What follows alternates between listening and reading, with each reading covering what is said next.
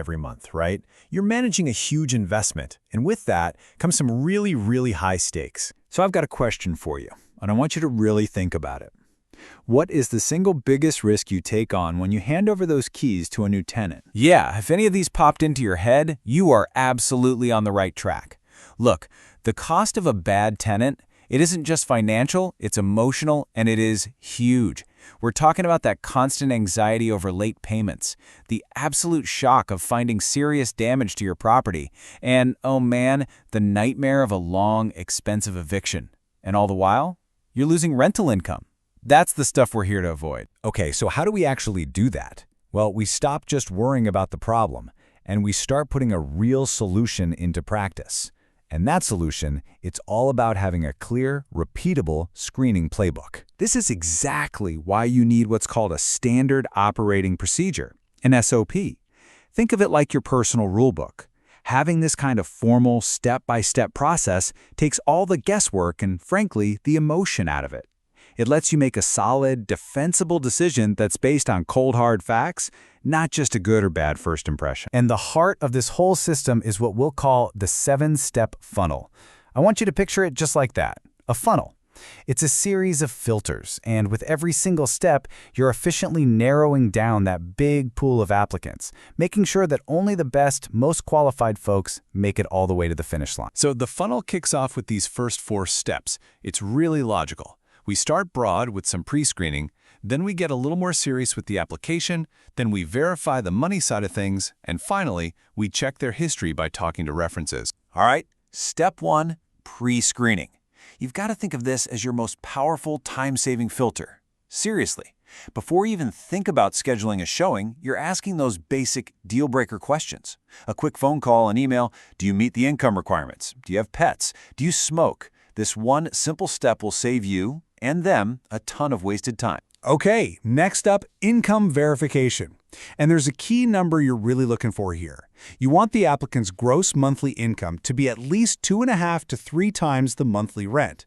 And listen, this isn't some random number we pulled out of a hat. It's a tried and true financial benchmark.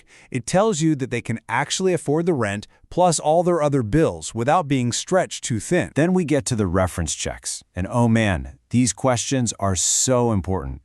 You're not just checking a box to confirm they live somewhere. No, you're digging into their actual track record as a tenant. And pay very close attention to that last question. Would you rent to them again? You know, sometimes the pause, the hesitation before they answer, that can tell you way more than the words themselves. All right, so once an applicant has made it through those first few hurdles, we move into the final stretch of the funnel. This is where we get official, running the formal checks, making that final decision, and then handling all the important paperwork. Okay, so you've used a screening service, and you get that background check report back. Here's what you're zeroing in on. First, eviction history. That's a huge red flag, right? Second, any criminal record, which you need to weigh against the criteria you've already set up. And third, the credit report. This gives you a fantastic snapshot of their financial health and how they manage their debts. And speaking of credit, a really solid rule of thumb is to look for a score of 600 or higher. Why? Because a good credit score is one of the strongest signs you can get that a person is financially responsible and has a history of paying their bills on time.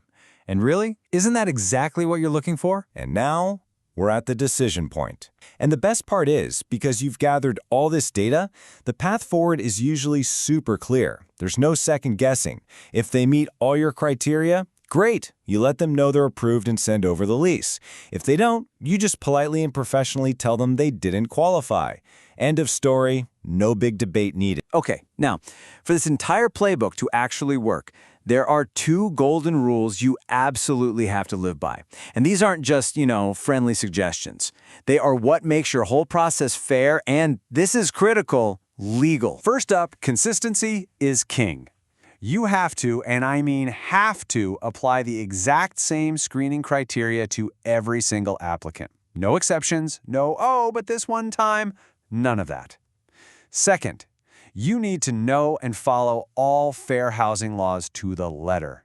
This isn't just about being fair, it's about protecting yourself from massive legal trouble.